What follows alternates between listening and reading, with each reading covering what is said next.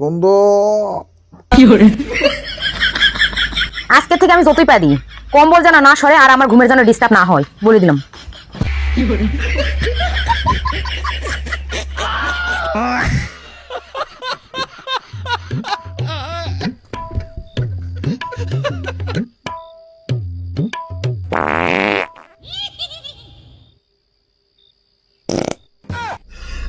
ভগবান।